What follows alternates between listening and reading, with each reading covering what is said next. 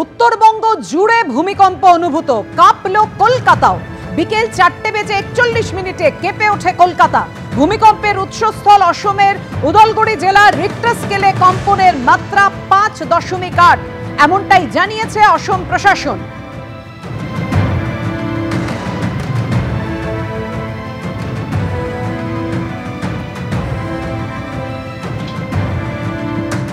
বঙ্গ সফরে প্রধানমন্ত্রী নরেন্দ্র মোদী এবং রাজনাথ সিং কলকাতায় এসে যে মুহূর্তে পৌঁছলেন সেই ছবি আপনাদের সামনে রেখেছি। অরিত্রিক, আমরা কথা বলবো, আমাদের সঙ্গে রয়েছেন আমাদের প্রতিনিধি অরিত্রিক ভট্টাচার্য। অরিত্রিক, জানাও, প্রধানমন্ত্রী এসে পৌঁছেছেন, সঙ্গে আমরা দেখতে পাচ্ছি রাজনাথ সিংকে।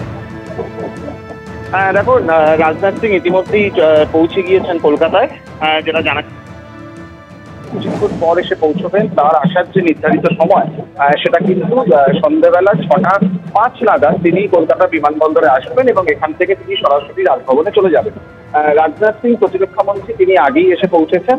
আমরা জানি যে আগামীকাল প্রধানমন্ত্রীর যে কর্মসূচি রয়েছে সেই কর্মসূচি অনুযায়ী তার যে মূল কাজ রয়েছে সেটা কিন্তু একেবারেই ডিফেন্স মিনিস্ট্রির একটি প্রোগ্রাম এবং সেজন্যই রাজনাথ সিং ইতিমধ্যেই এসে পৌঁছেছেন।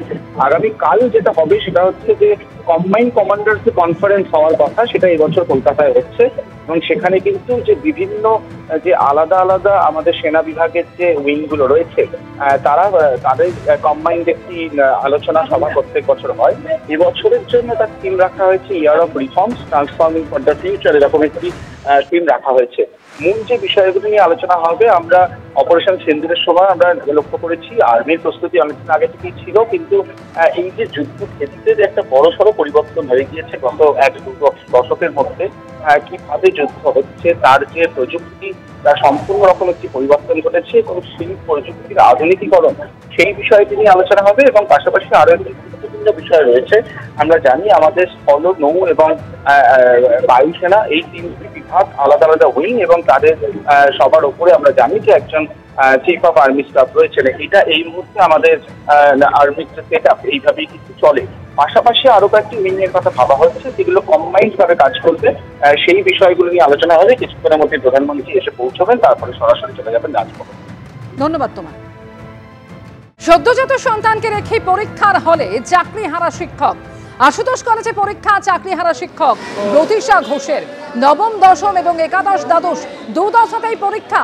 7ই সেপ্টেম্বর নবম দশমের পরীক্ষার সময় অন্তঃসত্ত্বা ছিলেন। 8ই সেপ্টেম্বর সন্তান প্রসবের জন্য হাসপাতালে ভর্তি হয়েছিলেন তিনি। আর গতকাল হাসপাতাল থেকে ছাড়া পেয়ে আজ পরীক্ষার হলে। আমার গত 8 তারিখ সিজার হয়েছে, 8 তারিখ, আর কালকে আমি ডিসচার্জ হয়েছি। আজকে পরীক্ষা দিতে এসেছি।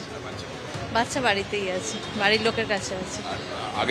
আগের রবিবার পরীক্ষায় বসেছিলেন? আগের রবিবার পরীক্ষায় বসেছিলাম। তখন আমি প্রেগনেন্ট ছিলাম, তখন আমার ডেলিভারি হয়নি।